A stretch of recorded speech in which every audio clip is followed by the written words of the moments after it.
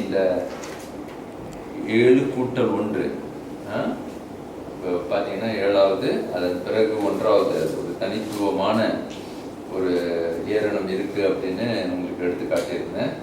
இப்போது அந்த 7 கூட்டல் 1 8.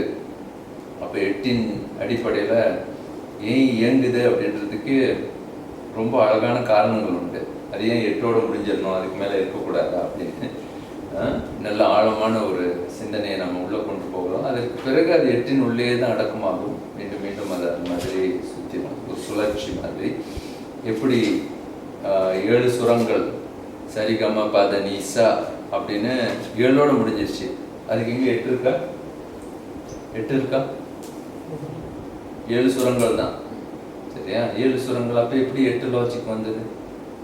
சுரங்கள் 7 அப்படின்னு சொன்னால் அதில் எல்லா வகையான மந்திரங்களையும் இல்லை வாய்ச்சொல், அதாவது சப்த இசைகளை உருவாக்க முடியும் அப்படின்னு சொன்னான். அப்போ 7 தான் அப்படின்னு சொல்லிட்டு அப்படி எப்படி 8 வந்தது கேட்கலாமா? சரி கம பதனிசா அப்படின்னு சொல்லி ஆரோகணம் பண்ணலாம், அவரோகணம் பண்ணலாம். ஏறு வரிசை இறங்கு வரிசைன்னு சொல்லுவாங்க. அப்போ எங்கே 8 இருக்கு? இதில் எங்கே 8 இருக்குன்னு நினைக்கிறீங்க? இருக்கா?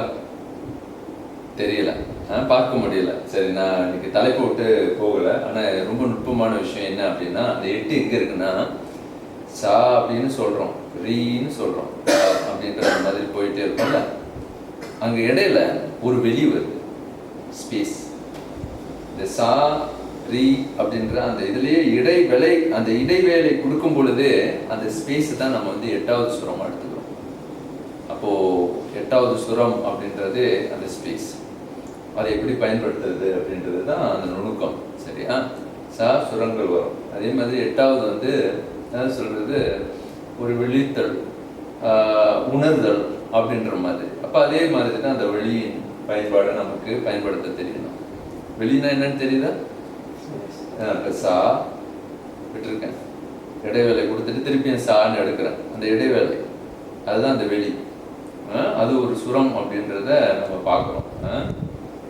அப்போது இப்படிப்பட்ட இந்த அறிவுகளை நம்ம சுமந்திருக்கும் பொழுது இவ்வளவு ஆழமான ஒரு அறிவை நாம் வந்து நம்மளுடைய முன்னோர்கள் நமக்கு வகுத்து கொடுத்திருந்தாலும், இன்றைக்கு போன முறை இந்த ஏரணம் எந்த வடிவில் அமைக்கப்பட்டிருக்கின்றது, எந்த வடிவில் இருக்கும் பொழுது இதனுடைய நுட்பங்கள் ஒரு மனித உயிரை, ஒரு மனிதனுடைய ஆகும் சக்தியை உருவாக்கி அவனை செயலில் நிறுத்துகின்றது, அவனுடைய இலக்கை வகுக்கின்றது அப்படின்ற அந்த மாதிரி ஒரு ஆழமான அறிவை நாம் இன்னைக்கு போன முறை பார்த்தோம். இதனுடைய அடிப்படையாக என்ன சொல்ல வரோம்னா, ஆகமியம் அப்படின்ற ஆகும் இடம் தேடுதல், ஆகுவதை உறுதி செய்தல், பிறப்பின் விளக்கத்தை தெரிந்து கொள்ளுதல், பிறப்பின் இலக்கு என்ன என்பதை அறிந்து கொள்ளுதல் அப்படின்ற இந்த மாதிரியான அடிப்படைகளை வைத்து நாம் சிந்திக்க முயன்றோம். ஆனால் இன்றைக்கு 3 விஷயங்களை தொல்காப்பியத்தை பார்த்துட்டோம். திருமூலர் எப்படி அந்த 8 சொல்லியிருக்காரு அப்படின்னு பார்த்தோம். ஆங்கிலேயர்களுடைய லாஜிக் ஏரணம் எப்படி இருக்கு அப்படின்னு நான் பார்த்தேன். ஆனால் இன்றைக்கு மீண்டும் ஒரு நுட்பமான ஒருத்தரை நான் அறிமுகப்படுத்துறேன்னு உங்களுக்கு சொல்லியிருக்கேன். அதுதான் மெய்கண்டாரை இன்னும் சரியாக புரிந்து கொள்வதற்கு ஆங்கிலேயர்களுடைய அந்த பிலாசபிக்கல் கிரவுண்ட் கொஞ்சம் அலசம். பிலாசபி அப்படின்னு சொல்லக்கூடிய அவர்களுடைய தத்துவ ஆராய்ச்சிகளை முழுமையாக உள்வாங்கிய பின்பு நம்ம வந்து மெய்கண்டார் ஏன் இப்படி எடுத்து கொண்டு வர்றாரு அப்படின்றத ஓரளவுக்கு இன்னைக்கு முடிக்க முயல்வோம். ஏன்னா அது வந்து மெய்கண்டார் வந்து ஒரே ஒரு அதான் சொன்னல 12 ஃபார்முலர், அந்த 12 ஃபார்முலர்ல ஒரு ஃபார்முலர் தான் நான் உங்களுக்கு எடுத்து கொடுக்க போறேன். மீண்டும் உலகத்திலேயே இவ்வளவு சிறப்பாக ஒரு, அதாவது நான் விளக்கியிருந்த மாதிரி 624 சொற்கள் இல்லை எழுத்துக்கள். மீண்டும் திருத்திடுவோம், அதை போன முறை நான் சொற்கள் அப்படின்னு எழுத்துக்கள்ல உருவாக்கிய சிவஞான போதம் ஏறக்குறைய 216 சொற்களை கொண்டு அமைக்கப்பட்ட சிவஞான போதம் ஒரு மாபெரும் புரட்சியை நமக்கு உலகிற்கு எப்படி தருகின்றது அப்படின்றத நான் உங்களுக்கு விளக்க போறேன். ஆனால் அதற்கு முன்பாக ஒரு ஆங்கிலேயர்களுடைய சிந்தனையை மீண்டும் கொண்டு வரேன். அதில் வந்து எப்படி ஒரு குறுகிய ஒரு இன்னொரு பார்வை, அதாவது ஒரு சுருக்கமாக இன்னொரு பார்வையை நான் உங்களுக்கு தர விரும்புகிறேன். அதில் முக்கியமானது வந்து என்ன அப்படின்னு பார்த்தீங்கன்னா ஜோதிடம். ஏன் ஜோதிடத்தை இதில் எடுக்கிறேன் அப்படின்றதுக்கு முதல் ஒரு முக்கியமான காரணம் இருக்கு. ஜோதிடத்தை எந்த அடிப்படையில் வைத்து நான் எடுக்கின்றேன், எந்த அடிப்படையில் அது உருவாகுது அப்படின்னு முதல். அப்போ ஜோதிடம் என்பது எந்த அடிப்படையில் உருவாகின்றது அப்படின்ற அந்த கருத்தை வந்து நல்லா உள்வாங்கி கொண்ட பிறகு ஆங்கிலர்கள் இதற்கு என்ன எப்படி சிந்திக்கின்றார்கள், எந்த மாதிரியான அடிப்படையில் இது உருவாக்கப்படுகின்றது அப்படின்றதையும் நம்ம பார்க்க போறோம். அப்போ முதல்ல நாம சிந்திக்கப்பட வேண்டியது என்ன அப்படின்னு நன்றாக நீங்க பார்த்தீங்க அப்படின்னு சொன்னாக்கா, அதாவது ஆங்கிலேயர்கள் அவங்களுடைய இந்த இயற்பியல் கொள்கையை வகுக்கும் பொழுது, இயற்பியல்னா அந்த பிசிக்ஸ், நம்ம இப்போ திருப்பி மீண்டும் ஒரு பெரிய பிசிக்ஸ் வேர்ல்டுக்கு நுழைய போறோம். உங்களை ஒரு 5 நிமிடம், ஒரு ஏறக்குறைய இப்போ பார்க்குமா ஒரு 15-20 நிமிடம் வந்து இந்த உலகத்துல இருந்த சயின்டிஸ்டோடைய எல்லா அறிவையும் என்னதான் செய்ய முயற்சி பண்றாங்க அப்படின்றத அதாவது பொதுவாக நம்ம உள்வாங்கிறதுக்கு வேண்டிய சக்தியை முதல்ல நீங்க உள்வாங்கிக்கணும். அப்போ என்னதான் செய்ய முயற்சி பண்றாங்க அப்படின்னு. அப்போ இவ்வளவு நாள் நம்மளுடைய கேட்ட கேள்விகளுக்கும் அதாவது இன்னைக்கு இருக்கக்கூடிய விஞ்ஞானிகளுக்கு என்னதான் சிக்கல், ஏன் இப்படிப்பட்ட அறிவு நமக்கு அவங்களுக்கு தெரியாதா, கண்கூடாவே பார்க்குறாங்க, நேரடியாகவே பார்க்குறாங்க. உயிர் என்பது அங்கே இருக்கு, ஏன் அந்த உயிரை உள்ளே கொண்டு வரக்கூடாது, அந்த கான்சியஸ்னஸ்ன்னு சொல்லக்கூடியதை ஏன் வந்து அவங்க மறுக்கிறாங்க, அது ஏன் இருக்கக்கூடாது, அவங்களுடைய அறிவியல் ஆராய்ச்சியில ஏன் இருக்கக்கூடாதுன்றதுல அவ்வளோ உறுதியா இருக்கிறாங்க. அப்ப இதுல என்னதான் இடர்பாடு, எங்கதான் சிக்கல் அப்படின்றத நம்ம முதல்ல சிந்திக்கணும். சரி, எங்கிருந்து எடுத்தா இது சரியா வரும் அப்படின்றத முதல்ல பார்ப்போம். இவங்களுடைய பயம், இவங்களுடைய ஆதங்கம், அவங்க அதில் ஒரு காரணம் இருக்கு. அவங்க ஏன் இந்த ஒரு விடாப்பிடியா இதை விடக்கூடாது, இதுல வந்து உயிரை உள்ளே கொண்டு வரும் பொழுது என்னென்ன சிக்கல்கள் வருது அப்படின்றதுல அவங்க ஏன் பயப்படுறாங்க அப்படின்றத முதல் புரிந்து கொள்ளணும். அவங்களுடைய பயம் என்ன, உண்மையான சிக்கல் என்ன அப்படின்றத நம்ம முதல்ல சிந்திக்கணும். ஒரு ஆழமான சிக்கல் எங்க இருக்கு அப்படின்றத முதல்ல நான் உங்களுக்கு எடுத்து காட்டிடுறேன். அப்புறம் அங்கிருந்து எப்படி மற்ற எல்லா அறிவுகளையும் வளர்க்கப்பட்டு இருக்கின்றது, இதுல என்னென்ன சிக்கல்கள் இருக்கு அப்படின்னு பார்க்க போறோம். அதுல முதல்ல ஒன்று என்ன அப்படின்னா, ஆங்கிலேயர்களுடைய இல்ல ஒட்டுமொத்த அறிவியல் உலகமே எதை எதிர்பார்க்கின்றது அப்படின்றத முதல்ல நான் உங்களுக்கு சொல்லிடுறேன். இந்த சயின்ஸா இருக்கணும், அறிவியலாவே இருக்கணும். இப்போ நீங்க பார்த்தீங்கன்னா யார் வேணாலும் சயின்ஸ் எடுத்து இது சயின்ஸுங்க, இதை நம்பலாம் அப்படின்னு சொல்லி போறதுக்கு ஒரே ஒரு அடிப்படை என்னன்னு நினைக்கிறீங்க? ஒரு சில அடிப்படைகள் இருக்கணுமா இல்லையா? அப்போ நான் வந்து சயின்ஸை நம்பலாம் அப்படின்னு எந்த சூழல்லையும் பார்த்தீங்கன்னா சயின்ஸை நான் நம்பலாம் அப்படின்ற ஒரு காரணம் வருதா இல்லையா? அப்போ அந்த காரணத்தை அவங்க வந்து எந்த காரணத்தை கொண்டும் தொலைத்து விடக்கூடாது. அதாவது சயின்ஸுன்றதை நான் நம்ப முடியாது, அது ஒரு பொய் அப்படின்னு சொல்லி ஒதுக்கிடக்கூடாதுன்றதுல சயின்டிஸ்ட் ரொம்ப கவனமா இருக்காங்க எல்லாரும். அது வந்து தெய்வ நம்பிக்கை உடையவர்களாக இருந்தாலும் சரி, தெய்வ நம்பிக்கை இல்லாதவர்களாக இருந்தாலும் சரி, இது அப்படியே நம்ம குழு அப்படியே பிரித்து காட்டுறேன் எப்படிதான் அவங்க சிந்திக்கிறாங்கன்னு. ஒரே ஒரு அடிப்படை,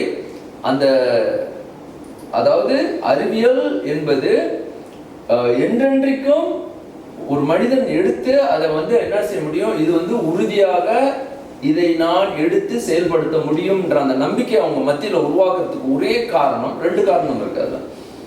ஒன்று, அவங்க வந்து எதை வந்து கொசாலிட்டி அப்படின்னு சொல்லுவாங்க, அதாவது காரண காரியம். எந்த காரணத்தை கொண்டும் சயின்ஸ்ல இருக்கக்கூடிய காரண காரியம் அப்படின்றது காணப்படக்கூடாது, எடுக்கப்படக்கூடாது. காரண காரியம் வந்து தெரியாத, இது வந்து நீங்க நம்பு அப்படின்னு சொல்லி ஏற்றுக்கொள்ற அளவுக்கு அவங்கள தள்ளிடக்கூடாது. அப்போ சயின்ஸ்ல, அறிவியல்ல ஒரு மனிதனை கொண்டு போய் இதனை ஏற்றுக்கொள் அப்படின்னு சொல்ற அந்த சூழல் என்றைக்குமே வரக்கூடாதுன்றதுல சயின்டிஸ்ட் ரொம்ப உறுதியா இருக்காங்க.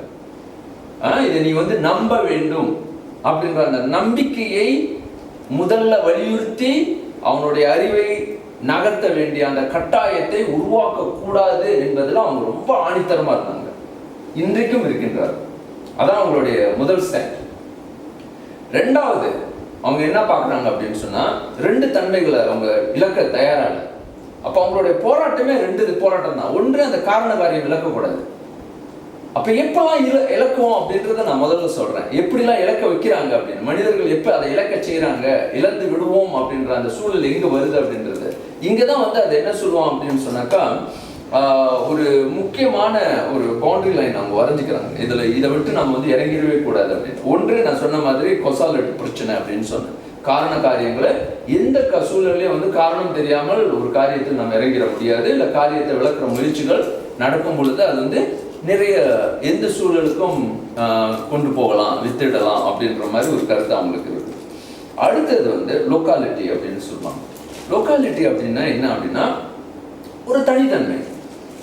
ஒவ்வொரு பொருளுக்கும் சரி, ஒவ்வொரு உயிருக்கும் சரி, அது நான் உயிராக இருக்கலாம், பொருளாக இருக்கலாம், அவங்க அந்த இயற்பியல் அடிப்படையிலேயே அந்த பிசிக்ஸ்ல என்ன ரொம்ப முக்கியமாக கருதுறாங்க அப்படின்னா, அந்த தனித்தன்மையை விட்டுறக்கூடாது. அதனுடைய இயல்பை நான் கெடுத்துடக்கூடாது எந்த வகையிலையும் அப்படின்றதுல அவங்க ரொம்ப உறுதியா இருந்தாங்க. ஏன்னா இன்னைக்கு நான் திருச்சி சொல்லிட்டே இருக்கேன் அப்படின்னு சொன்னாக்கா, நான் இந்த உலகத்தை வந்து உலகமாக பார்க்க முடியாது. எது இந்த உலகம் எவ்வாறு காட்டப்படுகின்றதோ அவ்வாறு என்னால பார்க்க முடியாது. அப்போ அங்க என்ன செய்யப்படும்னா, உண்மைகள் திரித்து திரித்து காணப்படும். அப்ப டெக்கார்ட் சொன்ன மாதிரி உலகத்தை பொய்யாக, ஒரு மித்தையாக, ஒரு பொய் கனவு அப்படின்னு சொல்லி நான் ஒவ்வொரு நிமிடமும் திரித்து திரித்து திரித்து போடுற மாதிரி ஒரு சூழல் வரவே கூடாது. அதுல வந்து அவங்க ரொம்ப உறுதியா இருந்தாங்க. அப்போ ஒரு உண்மையாக இருப்பதற்கு அதற்குன்னு ஒரு தனித்தன்மை இருப்பதை நான் உறுதி செய்ய வேண்டும். எப்படி இருந்தாலும் உறுதியா இருக்கணும் அப்படின்னு. அப்போ இதுலதான் வந்து ரெண்டு சிக்கலுக்கு மத்தியில அவங்களுக்கு ஒரு பெரிய சிக்கல், அந்த மிஸ்டிசிசம் அப்படின்னு சொல்லக்கூடிய ஒரு விதமான திப்பியல் அப்படின்னு தமிழ்ல சொல்லுவாங்க. திப்பியல் அப்படின்னு சொன்னா ஒரு மாதிரியான மிஸ்டிஸ், அதாவது ஒரு டிவைன் வுட் அப்படின்னு சொல்லிட்டு அவங்க என்ன செய்ய பாக்குறாங்கன்னா, ஏன் சமயத்தை முதல்ல அவங்க கொண்டு வரதுக்கு ஒரு மிகப்பெரிய தயக்கத்தை, முதல்ல மறுப்புகள் அங்க கொண்டு வராங்க, முயற்சிகளை கொண்டு வராங்க. இது வேண்டாம் அப்படின்னும் பொழுது இதுல உள்ள சிக்கல்களை இப்ப நான் பார்க்க போறோம். என்ன சிக்கல் இங்க கொண்டு வருது, இந்த சிக்கல்களை அவங்க எப்படி மறுத்துட்டு இது வேண்டாம், இதுல இருந்து நாங்க வந்து தனித்தே இருக்க முயற்சி பண்றோம் அப்படின்னு. அப்போ இத வந்து பிளாங்க், உங்களுக்கு தெரியும் பிளாங்க்னா தெரியும்ல, அவரெல்லாம் ஒரு பெரிய கொடை. அப்புறமா நான் அந்த குவாண்டம் பிசிக்ஸ்ல ஒரு மிகப்பெரிய கொடை. அவர் வந்து என்ன சொல்லுவாருன்னா, அவருடைய ஸ்டேட்மெண்ட்ல வந்து temple of science, temple of science அந்த வார்த்தை பயன்படுத்தி இருக்காரு. சயின்ஸ் வந்து ஒரு கோவில், சரிங்களா, ஒரு கோவில் சமம், ஒரு புனிதம் உண்டு. அந்த புனிதத்தை கெடுக்கிற மாதிரி எந்த சூழலும் இப்ப வந்து என்ன செய்யறாங்கன்னா, அவங்கவுங்களும் சயின்ஸ்ன்ற வார்த்தையை எடுத்து கையாடுறாங்க. அப்போ போற வரவங்கலாம் சயின்ஸ்னு கையாண்டு அது என்ன செஞ்சிடறாங்க, கீழே இறக்கம் பண்ணி அது எப்படி வேணாலும் தொலைச்சிடறாங்க, இல்லை கெடுத்துடுறாங்க. அப்ப என்ன ஆகுதுன்னா, அதனுடைய நிலை கீழே இறங்க ஒரு காலத்துல என்ன ஆகுன்னா, அதோடைய உண்மையான இயல்பு என்னன்னே தெரியாம போயிடும். இப்போ அதுல ரொம்ப கவனமா இருக்கணும் அப்படின்றத அவங்க உறுதிப்படுத்திக்கிறாங்க. இது வந்து கட்டாயம் சரியாக உறுதியாக இருக்க வேண்டும் அப்படின்றது. அப்ப இது ரெண்டும் இழக்கக்கூடாது, தனித்தன்மை உயிர்கள். அப்ப நீங்க பாத்தீங்கன்னா, இப்ப இவ்வளவு நாள் நம்மளுடைய ஆராய்ச்சி இதை நோக்கி தான் போயிட்டே இருக்கு. இதுல எங்கேயுமே நம்ம வந்து இவர்களுடைய எண்ணங்களுக்கு, இவர்களுடைய அந்த ஆள் உணர்வுக்கு நாம வந்து இன்றைக்குமே முரண்படாம போயிட்டே இருக்கும். இங்க பாக்குறீங்கன்னா, இதான் நம்ம அறிவியல், நம்மளுடைய அறிவியல், ஆகம அறிவியல் இதை விட்டு முரண்படாமல் போகின்றது. நிச்சயமா ஒரு தனித்தன்மையை இழக்கக்கூடாது, ஒரு கற்பனைன்னு சொல்லிடக்கூடாது. அதே நேரத்துல காரண காரியங்களை, அதற்கு ஒரு அடிப்படை இருக்கு, காரண காரியம் எழுந்து நிற்பதற்கு. அந்த காரண காரியங்களை சொல்லாமலே இல்ல, ஏற்றுக்கொள், நம்பு அப்படின்ற அந்த போக்கை வந்து நம்ம என்ன செய்யறோம், முழுமையா முதல்ல என்ன செய்யறோம், தள்ளி வைக்கிறோம். அங்க நம்புவதற்கு இடம் இல்லை, உணர்வதற்கு இடம் உண்டு. அதே நேரத்துல காரண காரியங்களோடு சிந்திப்பதற்கு அங்க வழிவகைகள் உண்டு அப்படின்றத நாம உறுதிப்படுத்திக்கிட்டே வரும். அப்ப சயின்டிஸ்ட்லாம் என்ன பண்றாங்கன்னா, இந்த அறிவுக்கு மத்தியில இந்த போராட்டத்தை உறுதிப்படுத்திக்கணும் அப்படின்றதுல ரொம்ப தீவிரமான ஆழ்ந்த அவங்களுடைய உறுதிப்பாடு இருக்கிறதுனால அவங்க என்ன செய்யறாங்க அப்படின்னா, இதை இழந்து விடக்கூடாது என்பதற்காக அவங்க என்ன செய்யறாங்க, டு த எக்ஸ்ட்ரீம் எல்லா சமயத்தையும் தள்ள வேண்டும். எல்லா உணர்வுகளை அங்கு எங்க கொண்டு வருமோ அது என்ன செய்யுதுன்னா நிறைய சிக்கலை உருவாக்குது என்பதற்காக அங்கே கான்சியஸ்னஸ் அப்படின்ற ஒரு உயிர் தன்மையை உள்ளே கொண்டு வருவதற்கு அவங்க இணக்கம் தெரிவிப்பதில்ல. சரி, எங்க சிக்கல் வருது, எதனால வந்தது அப்படின்றதையும் நான் முதல்ல சொல்றேன். ஒரு உதாரணத்தை எடுத்து சொல்லும் பொழுது உங்களுக்கு இன்னும் நல்லா புரியும் நான் என்ன சொல்லிட்டு வரேன் அப்படின்றது. அதாவது இப்போ ஒரு உதாரணத்துக்கு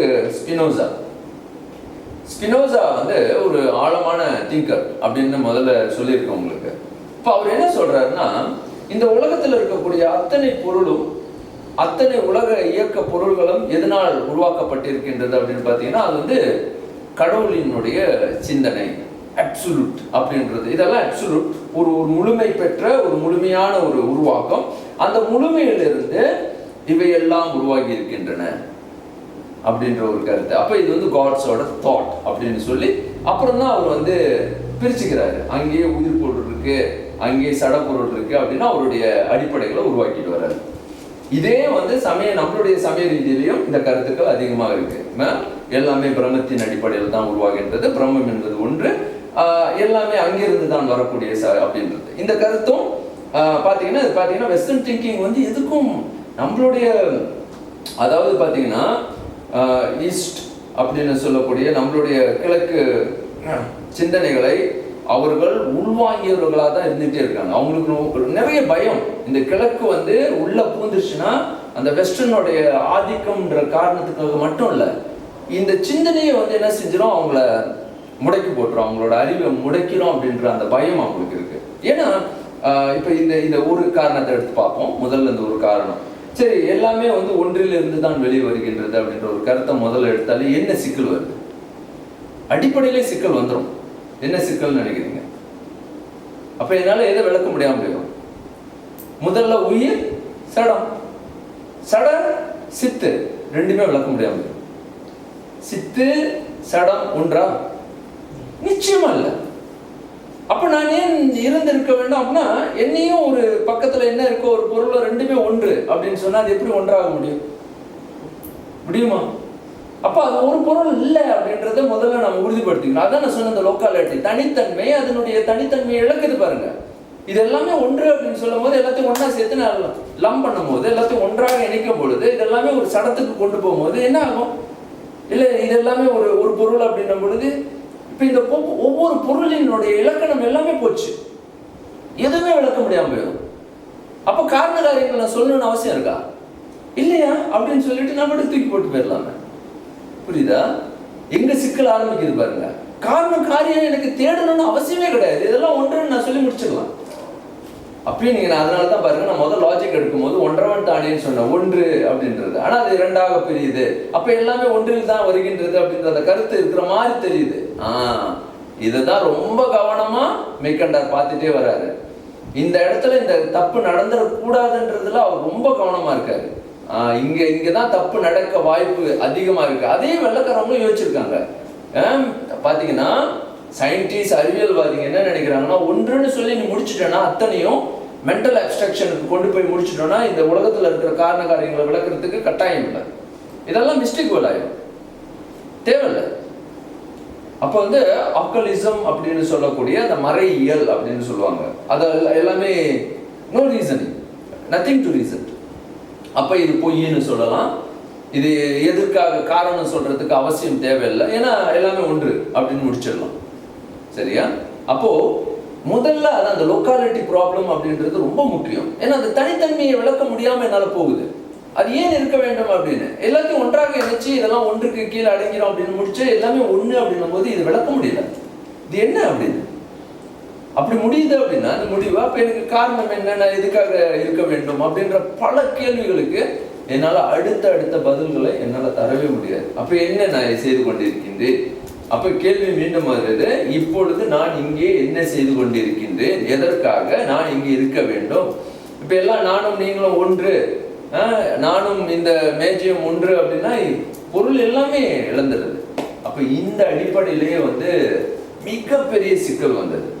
இந்த சிக்கல் மெட்டர் அப்படின்றதும் உயிர் அப்படின்ற அதாவது பாத்தீங்கன்னா கான்சியஸ்னஸ் அப்படின்னு சொல்லக்கூடிய இல்ல மைண்ட், அவங்க வார்த்தையில அவங்க மைண்ட் பயன்படுத்துவாங்க. அது ரொம்ப கவனமா நான் சொல்றேன், ஏன்னா அதுலயே நிறைய சிக்கல் வந்துருச்சு. அந்த மைண்டை வந்து எப்படி இன்டர்பிரேட் பண்ணி போயிட்டே இருக்காங்க. அந்த மைண்ட்னா என்னன்னு சொல்றாங்க. ஆனா பரவாயில்ல, இப்போக்கி மைண்ட்ன்றது உயிர்னு வைத்துக் கொள்வோம், மெட்ட அப்படின்னு சொல்றத சடம்னு வைத்துக் கொள்வோம். அதாவது சித்து பொருள், சடப்பொருள், இதுதான் அழகான வார்த்தை. இந்த மைண்ட்ன்றது சித்து, அவங்க சொல்ல வர்றது சித்து தான். அப்புறம் அந்த மைண்டை எங்கெங்கயோ கொண்டு போயிட்டாங்க. ஆனா ரொம்ப கவனமா பார்க்க வேண்டியது சித்து, சடம். அப்போ இந்த ரெண்டுக்கு தான் அவங்களுடைய போராட்டத்துல ரொம்ப மிகப்பெரிய பிரச்சனை. இது எப்படி விளக்குறதுன்னு பெட்ரன் ரசல் கைவிட்டார். அவர் சொல்றாரு என்னால் இது முடியாது. அப்போ அவரு இது ரெண்டுக்கும் நான் விளக்கம் சொல்றதுக்கு தயாரில்லைன்னு. ஆனால் வந்தது லைப்னிக்ஸ் வந்தார். லைப்னிக்ஸ் உங்களுக்கு தெரியும், அவர் தான் கல்குலஸோடைய இன்னொரு பெரிய கான்ட்ரிபியூட்டர், நியூட்டனுடைய அடுத்த கான்ட்ரிபியூட்டர். அவர் என்ன செஞ்சாருன்னா இது ரெண்டும் வேற, நிச்சயமாக அது வேறையா தான் இருக்கணும், வேறு பொருளாக இருந்தால்தான் இந்த உலகத்தை நான் பார்க்கின்ற இந்த உலகத்தை நான் வேறாக விளக்க முடியும், இல்லைன்னா எனக்கு விளக்கம் இல்லை அப்படின்றத அவர் முன்னுக்கு கொண்டு வந்தார். அப்போ மற்றவர்கள் என்ன செஞ்சாங்க அப்படின்னு பார்த்தீங்கன்னா அவங்களுக்கு ஒரு பெரிய சிக்கல். இங்க பாருங்க, இதுல எவ்வளவு அவங்களுக்குள்ளாரே இது எவ்வளவு சிக்கல்கள் போராட்டங்கள் அப்படின்றத நீங்க பார்க்கலாம். அப்போ லைப்னிக்ஸ் இது சொல்லிட்டு அப்ப இந்த மாதிரி ஒரு கட்சி இது ரெண்டையும் பிரித்து தான் நான் பார்க்க வேண்டும், ஏன்னா இது ரெண்டையும் நான் சரியா விளக்கி ஆக வேண்டும் அப்படின்ற கட்டாயம் வந்துருச்சு அவங்களுக்கு. ஆனா என்ன நிறைய சிக்கல் இதுல, ஐன்ஸ்டைன்லாம் வராது, ஐன்ஸ்டைன்லாம் பிறகுதான் வராது. ஆனா போர் அவருக்கும் ஐன்ஸ்டைனுக்கும் அப்பப்போ மோதிக்கும், பெரிய சர்ச்சையே வந்தது. அப்போ நீல் போர் என்ன சொன்னார்னா, என்ன நடந்தாலும் சரி நான் பொருள் உள்ளுக்கு ஒரு கான்சியஸ்னஸை விடவே மாட்டேன், கான்சியஸ்னஸ் இருக்கு அப்படின்றத நான் ஏற்றுக்கொள்ளவே முடியாது அப்படின்னு ஒரு ரிஜெக்ட் பண்ணார். ஒரு கான்சியஸ்னஸ்க்கு, ஒரு கான்சியஸ்னஸ் அப்சர்வரை நான் என்னுடைய ஆராய்ச்சியோ இந்த பிசிக்ஸ் உள்ளுக்கு நுழைக்க கூடாதுன்றதுல மிக மிக கவனமாக இருந்தாங்க. ஏன்னா நான் அந்த உயிரை கொண்டு வந்தேன்னா இதுல பிரச்சனைகள் நிறைய வருது அப்படின்றது. சரி, இப்போ ஒரு அளவுக்கு நீங்க பார்த்துட்டீங்க அவங்களுக்குள்ளார உள்ள சிக்கல்கள், அவங்களுடைய போராட்டங்கள் என்ன அப்படின்னு. அப்ப இந்த போராட்டங்கள் மத்தியில தான் நிறைய, அப்புறம் அவங்களுக்கு பிறகு ஒரு பெரிய வரலாறே வருது, என்னென்ன நடக்குது அப்படின்னு நான் பிறகு சொல்லிக்கிட்டே போறேன். ஆனா இந்த போராட்டங்களுக்கு மத்தியில இந்த ரெண்டு அறிவையும் உறுதி செய்வதாக இருக்க வேண்டும். இப்ப இந்த அறிவுல இருந்து எப்படி ஆங்கிலேயர்கள் அடுத்த நிலைக்கு அவங்களுடைய இதை தள்ளுறாங்க அப்படின்னு. அப்போ இங்க எங்க சிக்கல் வருது அப்படின்றத முதல்ல நான் சொல்றேன். இப்போ இதுக்கு நான் ஒரு சின்ன உதாரணத்துக்கு நான் உங்களுக்கு சொல்றேன். இன்றைக்கு ஜோதிடம் ஏற்றுக்கொள்ளக்கூடிய ஒரு உண்மையா இல்லையா அப்படின்னு இன்னைக்கு தமிழர்கள் மத்தியிலையும் சரி உலக அளவிலேயே ஒரு பெரிய போராட்டத்தை, ஒரு பெரிய சர்ச்சையை கொண்டு வந்துட்டு இருக்கிற ஒரு அறிவியல்னு நான் சொல்லுவேன். என்னுடைய பார்வையில் அது ஒரு மிகப்பெரிய அறிவியல். இன்றைக்கு அதை அறிவியல் பார்வையிலிருந்து இழந்துட்டோம் அப்படின்றது தான் ஒரு பெரிய விஷயம். இன்னைக்கு நான் அது எவ்வளவு பெரிய அறிவியல்னு சொல்லி இந்த தொடர்பு படுத்துறேன், இவங்களுடைய அறிவுகளோட எப்படி தொடர்பு படுத்தி காட்டுறேன், எப்படி இருக்குன்னு நீங்க பாருங்க.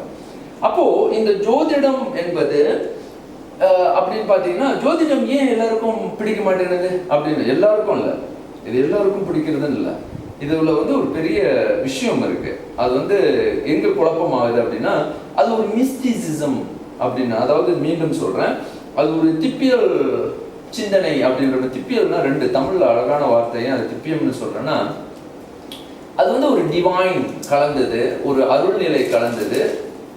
ஆனா இப்படி ஒரு மியூசிக் மாதிரி இருக்கு, அது பார்க்கறதுக்கு வித்தை காட்டுற மாதிரி இருக்கு.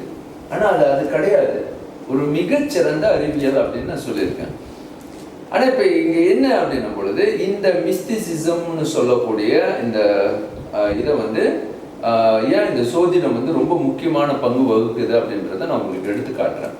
அப்போ சோதிடத்துல ஒரு ஏற்றுக்கொள்ளலாமா ஏற்றுக்கொள்ளக்கூடாதா, முதல்ல அந்த நிலைக்கு வரணுமா இல்லையா? அங்க ஏற்றுக்கொண்டாதான் அடுத்தது சோதிடத்தை பத்தி பேச முடியும். சோதிடம் ஏற்றுக்கொள்ளக்கூடிய ஒரு அறிவியலா? உங்களுடைய பார்வையில நீங்க என்ன நினைக்கிறீங்க? சோதிடம் ஏற்றுக்கொள்ளக்கூடிய ஒரு அறிவியலா? பொதுவா கருத்து இருக்கு, மறுப்பு இருக்கா? இருக்கு, மறுப்பு இருக்கா?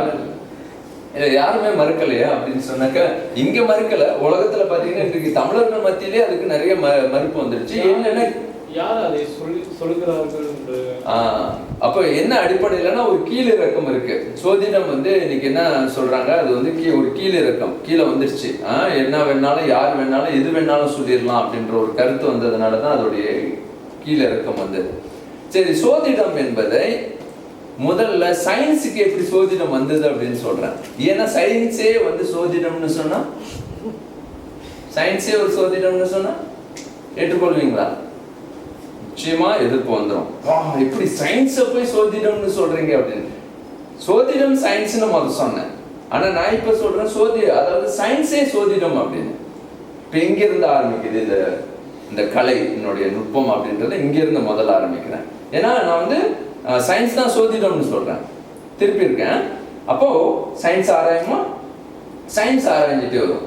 இப்போ சயின்ஸ் உலகத்துல நிறைய மிஸ்டிசிசம், இதை விளக்க முடியாம அவங்க நிறைய தடுமாறிட்டு இருக்காங்க. இப்போ நான் என்னென்ன மிஸ்டிசிசம்னு நான் சொல்றேன். இப்போ நீங்க பாருங்க, இந்த அறிவியல்ல எங்கெங்கெல்லாம் சிக்கல் வருது, அந்த சிக்கலை அவங்க மத்தியிலேயே எப்படி இதை உள்வாங்குறாங்க, அதாவது அறிவியல்வாதிகள் மத்தியிலேயே இதை உள்வாங்கிறதுக்கு எப்படி தடுமாறிட்டு இருக்காங்க அப்படின்னு பார்ப்போம். சரியா? அப்போ எப்படி இந்த மிஸ்டிசிசம்னு நான் சொன்னேன் அப்படின்னு சொன்னாக்கா, முதல்ல அவங்களுடைய வரலாறுலேயே பார்த்தீங்கன்னா இன்னைக்கு எது வரைக்கும் வந்துட்டாங்கன்னா ஸ்ப்ரிங் தியோரி அப்படின்னு வரைக்கும் வந்துட்டாங்க. ஸ்ப்ரிங் தியோரிலாம் இன்னும் வரைக்கும் ஒரு கனவு மாதிரி இருக்கு, போயிட்டு இருக்கு. இது இருக்கா இல்லையா அப்படின்ற மாதிரி ஒரு பெரிய சர்ச்சையே ஓடிட்டு இருக்கு. அது எவ்வளவு தூரம் போகுதோ அப்படின்ற மாதிரி போயிட்டு இருக்காங்க. இதற்கு மூல காரணம் இந்த ஸ்ப்ரிங் தியரியை உள்வாங்கிறதுக்கு ஆங்கிலேயர்கள் அதுக்கு ஏன் எவ்வளவுக்கு எவ்வளவு ஆராய்ச்சி போகுதோ அதற்கு அதுக்கு எதிராக போகிற ஆராய்ச்சியும் அதிகமா இருக்கு.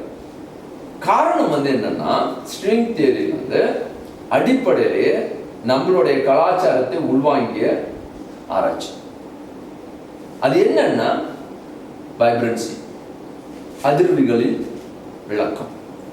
அதிர்வுகளை எப்படி ஆராய்வது அப்படின்ற அந்த மூலத்துக்கு போனாக்கா அது ஸ்ப்ரிங் தியரி. ஒரு ஸ்ப்ரிங் எப்படி அதிர்வது, அந்த மாதிரி நாம பார்க்கிறதே இந்த அதிர்வுகளின் ஆராய்ச்சியை தான் இன்னைக்கு முழுமையா இந்த ஸ்ப்ரிங் தியரியோடைய ஆராய்ச்சியினுடைய வெளிப்பாடுகளாக இருக்கு. அதை உள்ளுக்கு நான் நுழையல இன்னைக்கு. ஏன்னா இதை ஒவ்வொன்றா போயிட்டு இருந்தேன்னா நேரம் பத்தாது. நான் சுருக்கமா ஒரு மேலோட்டமா பார்த்துட்டே வரேன். அப்போ இந்த மிஸ்டிசிசம் குவாண்டம் பிசிக்ஸ்லயே ஆரம்பிச்சிருச்சு. குவாண்டம் பிசிக்ஸ் உங்களுக்கு எப்ப நுழைஞ்சாங்களோ அன்னைக்கே மிஸ்டிசிசம் ஸ்டார்ட் ஆயிடுச்சு. டி ப்ரோக்லியோட முதல் அடிப்படையிலே லைட் என்பது என்ன அப்படின்னு கேள்வி கேட்டப்போ என்ன நடந்தது? அது ஒரு போட்டோன்னா ஒரு இல்ல அப்படின்னு சொன்னா அது ஒரு வேவ் அப்படின்னு ரெண்டு சிக்கல் வந்துருச்சு. அது ஒரு பார்க்கும் பொழுது ஒரு அதாவது மின் துகளா இல்ல அது ஒரு சப்த அலையா இல்ல அலை, அது ஒரு ஒளி அலை அப்படின்னு வைத்துக்கொள்ளும், ஒரு அலையா. அப்போ இது ரெண்டுக்கும் மத்தியில அவங்களுக்கே ஒரு சிக்கல் வந்தது. நான் சொன்னால அந்த லாஜிக் எடுத்தோம்ல, இங்கதான் இன்டிடெர்மினன்சி ஸ்டார்ட் ஆகுது. அப்போ அவங்க ஸ்டார்ட் பண்ணும்போது இதை எப்படி புரிந்து கொள்றது அப்படின்றது முதல் போராட்டம். குவாண்டம் பிசிக்ஸ்ல ரொம்ப நாள் அந்த போராட்டம் இருந்தது. அப்ப இதுக்கு தெளிவு எப்படி வந்தது அப்படின்னா, இது ரெண்டுமே பார்க்கிற விதம் தான், டைமென்ஷனல் ப்ராப்ளம் தான் இங்க இருக்கு. அப்படின்னா நீ இந்த பக்கம் பாக்குற, இன்னொருத்த அந்த பக்கத்துல இருந்து பாக்குறோம், அவ்வளவுதான் வித்தியாசம் அப்படின்றத அந்த பார்வையை மாத்தினாங்க. உடனே ஒரு ரெண்டுமே சரிதான், நான் ரெண்டு வகையிலையும் பார்க்கலாம் அப்படின்ற ஒரு கருத்து வந்தது டி ப்ரோக்லியோட. சரி, இது யாரு எலக்ட்ரிக்ல படிச்சீங்கன்னா ஃபார்ம் 6ல படிச்சதா இல்ல யூனிவர்சிட்டியில? இதெல்லாம் பெரிய இதாயிருச்சு. இது இவரை தாண்டாம இப்படி வேப்பை பத்தி தொட்டிங்கனால உடனே இவங்க வந்துருவாங்க. சரியா? அப்போ இங்கதான் நீங்க எலக்ட்ரிக்கல் எலக்ட்ரானிக்லாம் இதை இவங்க தாண்டி போக முடியாது, நீங்க தாண்டி தான் போகணும். சரி, குவாண்டம் பிசிக்ஸ்ல தான் இது இருக்கு அப்படின்னு. சரி, இந்த கருத்து முதல்ல பாயுது. இப்ப இந்த கருத்து பாய்ஞ்சதோடைய இந்த இன்டிடெர்மினன்சி பிரச்சனை ஆரம்பமாயிடுச்சு. நான் முதல்ல சொன்னாலும் இன்டிடெர்மினன்சி அப்படின்ற அந்த கருத்து வருது. அப்ப அப்படிதான் பார்க்கலாம். நான் சொன்ன நேற்று போன முறைலாம் நான் உங்களுக்கு நிறைய விளக்கங்கள் கொடுக்கல. இன்டிடெர்மினன்சினா என்ன சார், எங்க இருக்கு இதுக்கு உதாரணம் அப்படின்னு.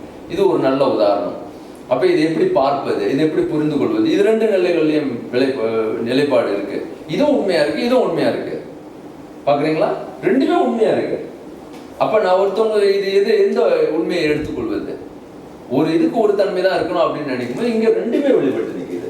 அப்ப இது எப்படி நடக்குது அப்படின்னு, ரெண்டுமே த்ரூ அப்படின்ற மாதிரி வரும்போது இது எப்படி நடக்கிறது அப்படின்னு. இந்த மாதிரி நிறைய சூழல்கள் இருக்கு. இப்போ ஒரு ஆன்டி பார்ட்டிகல் இருக்கு, ஒரு பார்ட்டிகல் இருக்கு, ஒரு துகள் இருக்கு. ஆன்டி துகள் அப்படின்னா எதிர் துகள். அப்ப இதுக்குள்ள ரெண்டையும் சேர்க்கும் போது இது மெட்டல், இது ஒரு மெட்டல். சரியா? ரெண்டையும் சேர்க்கும் போது கடைசியா பார்த்தா அது மெட்டல், அது பார்த்தா இன்னொரு பொருள். அது என்னது?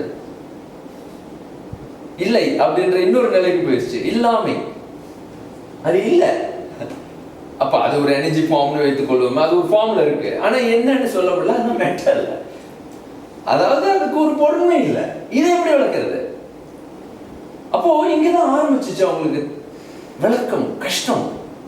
இது எப்படி விளக்குறது அப்படின்னு. சரி, இன்னும் உள்ள போறாங்க. எப்படி? நான் முதல்ல குவாண்டம்ல மட்டும் கொஞ்சம் விளக்கிறேன். அப்புறம் ஐசன்பர்க் அன்சர்டனிட்டி பிரின்சிபல் அப்படின்னு இன்னொன்று வந்தது. அப்போ இங்கேயே வந்து முதல் முறையா சயின்டிஸ்ட் அப்பதான் வந்து சயின்ஸ்ல இருந்து கொஞ்சம் இடறி கீழே வந்துட்டாங்க, இடறிட்டாங்க. ஏன்னா எதுவா இருந்தாலும் சரியா சொல்லணும், சொன்னல காரண காரியங்களோட விளக்கணும். இங்க காரண காரியமும் இடிபட்டுருச்சு.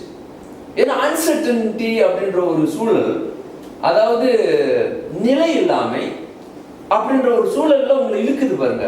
சயின்ஸ் முதல் முறையா உங்களை பிடிச்சி உள்ளுக்கு இழுக்குது. நீ நிலை இல்லாம ஒரு நிலையை வந்து விளக்கணும், அப்ப நீ ஏற்றுக்கொண்டு போகணும். அன்சர்டனிட்டின்ற ஒரு சூழல் இருக்கு, அதை நீ ஏற்கணும். முடியுமா?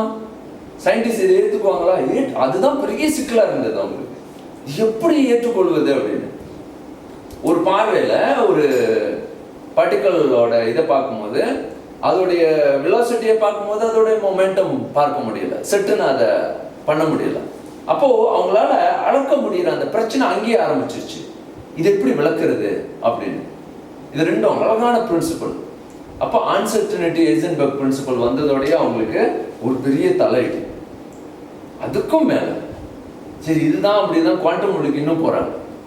குவாண்டம் மொழிக்கு போகும்போது ஒரு பொருள் அந்த பார்ட்டிகல்ல இருந்து 2 பார்ட்டிகல் வரும். அப்படி எடுத்தீங்கன்னா 2 பார்ட்டிகல், உங்களுக்கு தெரியும் ஆன்டி பார்ட்டிகல் அப்படின்னு வைத்துக் கொள்வோமே. இதுல என்ன ஆச்சரியம் இருக்குன்னா, அதுக்கு வந்து ஸ்பின்னிங் ஸ்கேல் இருக்கு, ஸ்பின் பண்றது. அப்போ ஸ்பின் பண்ணும்போது என்ன ஆச்சரியமான விஷயம் இருக்கு அப்படின்னு பண்ணும்போது, இது ரெண்டும் ஸ்பின் பண்ற அந்த இது இருக்கும்போது, சரி இது ரெண்டும் இது ஒரு பக்கம் போகுது இது ஒரு பக்கம் போகுதுன்னு வச்சுக்கோமே. அப்போ இது வந்து ஒரு பக்கம் அப்படி ஆப்போசிட்டா ஸ்பின் பண்ணுச்சுன்னா, அது எந்த இடத்துல ஸ்பின் பண்ணுதோ அந்த நேரத்துல இதுவும் அதுக்கு எதிரா ஸ்பின் பண்ணும். புரியுது என்ன சொல்றேன்னு? இப்ப இங்க என்ன பிரச்சனை வந்துச்சு தெரியுமா? இது நீங்க இங்க இருந்து எடுத்துட்டு போயிட்டீங்க அமெரிக்காவுக்கு, நான் இங்க எடுத்துட்டு வந்துட்டேன். நீங்க அங்க ஸ்பின் பண்ணா இது இங்கேயும் ஸ்பின் பண்ணும், அதுக்கு ஆப்போசிட்டா எதிரா, அதுக்கு எதிரா அது வந்து செயல்படும் அப்படின்ற ஒரு கருத்து வரும்போது தான் உங்களுக்கு சரியான தகவல் வந்துருச்சு. ஏன்னா இது ஐன்ஸ்டைன் தியரியோட ரிலேட்டிவிட்டி தியரியை உடைக்குது. எங்க உடைக்குது புரியுதா? எப்படி இது சிக்கலாகுது அப்படின்ற கருத்து முதல்ல நான் விளக்குறேன். அதாவது ஐன்ஸ்டைன் தியரி ஒரு மெசேஜ் அங்கிருந்து இந்த இடத்துக்கு மெசேஜ் அனுப்புறதுக்கு the fastest light speed, ரைட்டா? ஒரு லைட் ஸ்பீட்ல எடுத்தா கூட இங்க இருந்து ஒரு டிஸ்டன்ஸ் தூரத்துக்கு எடுத்துட்டேன்னா அதுக்கு ஒரு டைம் இருக்கு. இப்ப இங்க இருந்து ஒரு சூரியன்ல இருந்து எனக்கு ஒருத்தவங்க மெசேஜ் அனுப்புறாங்க, ஒரு வாட்ஸ்அப் மெசேஜ் வருது அப்படின்னா, சூரியன்ல உள்ள ஒருத்தவங்க எனக்கு ஒரு மெசேஜ் போட்டாங்கன்னா எனக்கு வந்து சேர்றதுக்கு 8 நிமிஷம் முடியும். 8 நிமிஷம் அங்கிருந்து வந்து அனந்து இங்க வந்து சேர்றதுக்கு. அப்ப 8 நிமிஷம் சென்ற பிறகு தான் நான் அவங்களுடைய வாட்ஸ்அப்பை பார்க்க முடியும். அந்த 8 நிமிஷத்துல அவங்களுக்கு என்ன நடந்துச்சுன்னு எனக்கு என்னால சொல்ல முடியாது. அப்ப எனக்கு அது வந்து அதே மாதிரி தான். அப்போ என்னது டிராவல் டைம்ல தான் டிராவல். ஏன்னா எலக்ட்ரோ மேக்னெட்டிக்கோட ஸ்பீடே அவ்வளவுதான், அதான் அதோடைய மேக்ஸிமம் ஸ்பீட் அப்படின்னு நம்ம பார்த்துட்டு இருக்கோம். இப்போ இது வந்து மீண்டும் ரிலேட்டிவிட்டியை உடைக்கிற மாதிரி எங்கேயோ போகுது. லைட் ஸ்பீடுக்கு மேல போக முடியாது அப்படின்ற ஒரு அணு இல்ல ஒரு துகளோ எதுவாக இருந்தாலும் லைட் ஸ்பீடுக்கு மேல போக முடியாது அப்படின்ற ஒரு நிர்ணயத்துக்கு பிறகு, ஏன்னா E=mc², கொஞ்சம் ஆழமா போறோம்னா சயின்ஸ்ல, அப்போ இதோடைய லிமிட்டேஷன் அங்க வந்துருது. அப்போ இவங்களுக்கு குழப்பம், இது எப்படிதான் விளக்குவது அப்படின்ற இப்படி சிக்கல்கள் மேல சிக்கல்களா வரும் பொழுது எல்லாமே மிஸ்டிக்கா போயிடுச்சு. சரி, இப்போ நான் மிஸ்டிக் வேர்ல்டுக்கு உங்களை கூட்டிட்டு போறேன். பொதுவான சயின்ஸ் மிஸ்டிக் வேர்ல்டு. சயின்ஸ்ல எவ்வளவு மிஸ்டிக் இருக்குன்னு நமக்கே தெரியல. ஒரு அழகான மிஸ்டிக் நான் உங்களுக்கு ஆரம்பத்திலே எடுத்து கொடுக்குறேன். முதல் மிஸ்டிக் வந்து பொதுவாகவே புரியுறது, ஒரு பொருளை நான் அப்படி தூக்கி இப்படி வச்சுட்டு திருப்பி போட்டேன்னா கீழே விழுந்துருது. கீழே விழும் போது உடனே நீங்க என்னன்னு சொல்லிடுவீங்க? கிராவிட்டி அப்படின்ற ஒரு வார்த்தையை பயன்படுத்துறீங்க. ஆனா சயின்ஸ் வேர்ல்ட்ல அது ஒரு பெரிய மிஸ்டிக். ஏன்னா இன்ன வரைக்கும் அது என்னன்னு தெரியல. அப்போ முதல்ல வர்றாரு நியூட்டன், நான் வந்து இதை விளக்குறேன், முயற்சி பண்றேன் அப்படின்னு. அப்போ அவருடைய விளக்கம் இது வரைக்கும் எதுவாக இருக்கு அப்படின்றத முதல்ல பாத்தீங்கன்னா, ஒரு பொருளுக்கும் இன்னொரு பொருளுக்கும் உள்ள தூரம் இருக்கும் பொழுது அந்த தூரத்துல, அதாவது ஒரு பொருள் ரெண்டுமே இருக்கக்கூடிய சக்திகள் இருக்கு, அதோட டிஸ்டன்ஸ் டி, நல்லா பாருங்க, டி ஸ்கொயர் டி அப்படின்னு எடுத்துக்கிட்டீங்கன்னா, இந்த டிஸ்டன்ஸ் தான் வந்து ஒரு பொருளை இன்னொரு பொருளை இன்ஃப்ளூயன்ஸ் பண்ணுது அப்படின்ற மாதிரி அவர் முதல்ல ஒரு கிராவிட்டி தியரியை கொண்டு வந்தார். இப்போ நீங்கள் எப்படி ஃபோர்ஸை கால்குலேட் பண்ணீங்க? F equals to mg. mgயை பயன்படுத்திக்கிங்க, அவ்வளோதான் பயன்படுத்துறீங்க. சரியா? இங்க என்ன சிக்கல்னா ஒரு பொருளுக்கு g இருக்கு அப்படின்ற மாதிரி நீங்களே முடிவு பண்ணிக்கிறீங்க. அது கிராவிட்டி என்னன்னு தெரியாது. அது என்னது, அது எப்படி இருக்கு, யாருக்குமே தெரியாது. அப்போ ஒன்று இருக்கு அப்படின்ற மாதிரி போனுச்சு. இப்போ இதை வந்து மிஸ்டிக் உலகத்துக்கு முதல்ல தள்ளி விட்டுருச்சு. இப்போ ஐன்ஸ்டைன் என்ன செஞ்சாரு, சரி நானும் இந்த மிஸ்டிக் உலகத்துக்கு போகும்போது ரிலேட்டிவிட்டியை முடிச்சுட்டு ஜெனரலுக்கு வந்தாரு. ஸ்பெஷலை முடிச்சுட்டு அதாவது ஜெனரலை முடிச்சுட்டு தான் ஸ்பெஷல். அப்போ ஜெனரல்ல இருந்து ஜெனரலுக்கு வந்தாரு. ஜெனரல் வரும்போது அவரும் இதையே பார்த்தாரு. அவர் என்ன பண்ணாருன்னா ரெண்டு விஷயத்த பார்க்குறாரு. நான் ரொம்ப ஆழமாக போகல, ஏன்னா அது ரொம்ப ஆழமான சயின்ஸாக இருக்கு. ஆனால் நான் பொதுவாக அவங்களுக்கு இதெல்லாம் சொல்லிட்டு சுருக்கமாக இது என்ன நடக்குதுன்னு அவர் ரெண்டு விஷயத்த பார்க்காரு. என்ன பார்த்தாருன்னா, ஒரு பொருளோட டிஸ்ட்ரிபியூஷன்ஸ். இப்படி அந்த பொருளை நான் களைச்சு போட்டேன் அப்படின்னு அந்த பொருளுக்கும் இந்த பொருளுக்கும் உள்ள எனர்ஜி வித்தியாசம் இருக்கு, சக்தியோடைய வேறுபாடுகள் இருக்கு. இந்த சக்தி வேறுபாடுகள்னால அது ஒவ்வொன்றும் இழுத்துக்கொள்ள முடியும் அப்படின்ற மாதிரி. ஒன்று இழுத்துக்கொள்வதுன்றல ஈர்ப்புகள் இல்லை. அதாவது ஒன்று இப்ப அதான் நான் சொல்றேன், இதை எப்படி விளக்குறேன் பாருங்க. இப்ப நான் இந்த பொருளை இப்படி தூக்கி போடும்போது இந்த இடத்துல ஒரு ஸ்பேஸ்ல ஒரு கர்வ் இருக்கு அப்படின்னு நான் சொல்றேன். ஒரு கர்வ். ஏன் இந்த கர்வ் வந்துச்சுன்னா, இந்த பொருள்கள் மத்தியில இருக்கிற அந்த ஈர்ப்பு தன்மைகள்னால அங்க உள்ள எனர்ஜி வந்து என்ன செஞ்சிருது, அந்த எனர்ஜி வந்து ஒரு விதமான கர்வ். மிஸ்டிக்கல் மாதிரி இல்ல, நான் சொல்லிட்டு இருக்கிறதே மிஸ்டிக் பாருங்க. இப்போ அவங்களுக்கே இதுதான், இது எப்படி விளக்குறது, இது ஒரு மிஸ்டேக். ஏன்னா அங்க ஒரு கர்வ் இருக்குன்ற. அப்ப இது பால் போகுது, அங்க போனோட அந்த கர்வ்ல அப்படியே அழகாக கொண்டாந்து திருப்பி கொண்டாந்து போட்டுருச்சு. இதுதான் டென்சர்ல அவரு போட்டு பண்ணிட்டாரு. இவர் என்ன சொன்னாரு, டிஸ்டன்ஸ் மட்டும் தான் வச்சாரு. இவர் டிஸ்டன்ஸையும் எனர்ஜியும் உள்ள கொண்டு வந்துட்டாரு. ஜெனரல் முடிஞ்சிருச்சா, எல்லாருக்கும் ரொம்ப மகிழ்ச்சி. இதை எங்க உறுதிப்படுத்திக்கிட்டாங்க அப்படின்னா, ஒரு லைட் மூவ் பண்ணும் போது அது வளையுது, பெண்ட் பண்ணுது. உண்மைதான் அப்படின்னு ஏறக்குறைய இன்னைக்கு உறுதிப்பாடு வந்துருச்சு. அப்போ உறுதிப்பாடு வந்துருச்சு. ஆனா எங்க சிக்கல் ஆரம்பிச்சிருச்சு, இது மிஸ்டிக்கல் காட்டவே முடியல. அப்பதான் ஐன்ஸ்டைன் எல்லாம் கேட்டாங்க, நீங்க மிஸ்டிக்கை நம்புறீங்களான்னு. அவங்க மனைவி சிரிச்சிட்டாங்க. இது வேடிக்கையான ஒரு இது. ஏன்னா இது எப்படி புரிஞ்சு கொள்றது?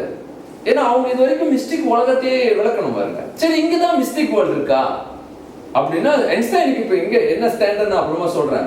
ஐன்ஸ்டைன் தான் ரொம்ப தடுமாறிட்டு இருந்தாங்க நடுவுல. ஏன்னா இந்த உலகத்துக்கு உள்ள வந்ததோட நிறைய தடுமாற்றங்கள் இருக்கு. ரெண்டு நிலை தடுமாற்றம். அப்போ ஒன்று இதை விளக்கிட்டு அப்புறமா ஐன்ஸ்டைனுடைய சிக்கல், அப்புறம் இவங்கெல்லாம் என்ன செய்ய முயற்சி பண்ணாங்கன்னு பாக்குறேன். இங்க வந்துருச்சு ஒன்று. அப்புறம் சரி இதுதான் அப்படின்னு. இப்ப இங்க என்ன முதல் விளக்கம் வருது அப்படின்னு முதல்ல சொல்லிடுறேன். ஒரு பொருள் இன்னொரு பொருளை ஈர்க்கும் சக்தி உடையதுன்றத முதல்ல ஒற்றுக்கொள்றீங்களா? டி, ரெண்டு பொருளுக்கு மத்தியில ஒரு ஈர்ப்புகள் உண்டு, அது ஈர்க்க முடியும். ஏதோ ஒண்ணு ஓடிட்டு இருக்கு, இதை விளக்கணுமா இல்லையா? ஒரு பொருளுக்கு இன்னொரு பொருளுக்கு இன்னும் ஓடிட்டு இருக்கு, அதை விளக்கணுமா இல்லையா? விளக்கணும். இங்கதான் அந்த முதல் கருத்து வருது. இது என்ன ஓடிட்டு இருக்குன்னே தெரியாம விளக்கணும். ஆனா விளக்கிட்டாங்க, சரிங்களா? சொல்லிட்டாங்க, ஃபார்முலா போட்டாங்க. நான் ஃபார்முலா எல்லாம் எழுதி காட்டி உங்களுக்கு நான் இதே ஒரு சயின்ஸ் பாடமா இருந்தா அப்படியே எழுதி காட்டினா ஆச்சரியப்படுவீங்க, என்னதான் நடந்துட்டு இருக்கு அப்படின்னு. ஒன்று. ரெண்டாவது, சரி இவர் இப்படி முடிச்சுட்டு அங்க வந்துருச்சு. அப்புறம் சரி எலக்ட்ரிக் போறோம். ஓகே, எலக்ட்ரிக் போனாக்கா என்ன நடக்குது? ரெண்டு electric charges QQ, Q1, Q2 divide by D square. ரைட்டா? வந்துருச்சு. ரெண்டு எலக்ட்ரிக்கல் ஸ்டாட்டிக் சார்ஜஸ் உடைய பிரச்சனை ரெண்டும் இருக்குது. அதுவும் Dல தான் இருக்கு. ரெண்டுக்கு டிஸ்டன்ஸ்ல ரெண்டு சார்ஜஸ்க்கு இழுக்கு மத்தியில, அதுக்கு மத்தியில என்னமோ ஓடிட்டு இருக்கு, இழுக்கும் எலக்ட்ரிக்கல் சார்ஜஸ். அப்போ இங்க என்ன நல்லா புரிஞ்சுக்கங்க, டிஸ்டன்ஸ் பிளே இம்பார்ட்டன்ட் ரோல். இப்ப ரெண்டுக்கு ஏதோ ஒரு சார்ஜ், இவர் ஒரு சார்ஜா இருக்கிறாரு, அவர் ஒரு சார்ஜ் வச்சுட்டு இருக்காரு, நான் ஒரு சார்ஜ் வச்சுட்டு இருக்கேன்னா ரெண்டு பேருக்கும் ஒரு டிஸ்டன்ஸை பொறுத்து ஏதோ ஒண்ணு எங்க உள்ளுக்கு என்ன வந்துடும்னா ஒரு மாதிரியான எலக்ட்ரிக்கல் இதை வந்து எங்களால ஃபார்ம் பண்ண முடியும். புரிஞ்சுக்கங்க, சரியா? எலக்ட்ரிக்கல் முடிஞ்சிச்சா, அங்கேயும் டிஸ்டன்ஸ் வந்துருச்சு. டிஸ்டன்ஸ் ரெண்டும் இழுத்துச்சு, கிட்ட வந்துச்சுன்னா வேற நெட்டா இருந்துச்சுன்னா வேற அப்படின்ற மாதிரி அந்த டிஸ்டன்ஸ் கருத்து வந்துருச்சு. சரி, மேக்னெட்டிக் வராங்க. மேக்னெட்டிக் வேர்ல்டுக்கு நுழைஞ்சாலும் அங்க என்ன பிரச்சனை வருது அப்படின்னாக்கா, பாத்தீங்க அப்படின்னு சொன்னாக்கா, நம்ம அது கோலம் சார்ஜஸ் தான் சொல்லியிருக்கோம் போல இருக்கு. எலக்ட்ரிக்கல் எது வந்து கியூபிக் எது இது அப்படின்னு. ஓகே, இங்க பாத்தீங்க அப்படின்னு சொன்னாக்கா மேக்னெட்டிக் வேர்ல்டுக்கு வரும் பொழுதும் இதே அது கியூபிக்ல வரும். d⁻3 1/d⁻3. ஓகே, என்ன ஃபார்ஸ் அப்படின்னும் போது மேக்னெட்டிக் ஃபார்சஸ், ரெண்டு மேக்னெட்டிக் ஃபார்சஸ் எடுத்துக்கிட்டோம் அப்படின்னா ஸ்டாட்டிக் எலக்ட்ரிக் சார்ஜஸ் அப்படின்னு பார்த்தீங்கன்னா ரெண்டு மேக்னெட்டிக் இது சார்ஜஸ் எடுத்துக்கிட்டிங்கன்னா அது டில தான் இருக்கு, டிஸ்டன்ஸ் பொறுத்து தான் இருக்கு. இப்போ நான் என்னென்ன பார்த்துட்டேன் பாருங்க, கிராவிட்டி எடுத்துக்குவோம், அதுவும் டி பேஸில் இருக்கு. டினா டிஸ்டன்ட் பேஸில் இருக்கு, டிஸ்டன்ஸுக்கு எவ்வளோ பக்கத்தில் இருக்கும் எஃபெக்ட் இருக்கு. மேக்னெட்டிக் எடுத்துக்கிட்டோம், இங்கே எலக்ட்ரிக் சார்ஜஸ் எடுத்துக்கிட்டோம். நியூக்ளியர் சொல்லவே வேண்டாம். ஓகே, நியூக்ளியர் பற்றி ஒன்றுமே சொல்கிறதுக்கு இல்லை, பட்டாலே டிஸ்டன்ட் பிரச்சனை இருக்கு. இப்போ என்னன்னா இதை ஒருத்தவங்க ஃபாலோ பண்ணிகிட்டே வராங்க. இது வந்து இவங்கெல்லாம் ஃபிசிக்ஸ், ரைட்டா? இவங்கெல்லாம் ஃபிசிக்ஸ் ரிசர்ச். நான் இன்னும் முடிக்கல, இன்னும் வர உள்ளுக்கு, இன்னும் உள்ள போறேன். நீங்க தான் உள்ள போறேன். ஏன்னா இதுக்கு பிறகுதான் நீங்க வந்து நான் சொன்னல அறிவியல் ஜோதிடம்ல சொல்லியிருக்கேன். அப்ப நான் அறிவியலை காட்டிட்டு தானே ஜோதிடத்தை காட்டணும். இப்ப நான் காட்டிட்டு இருக்கிறது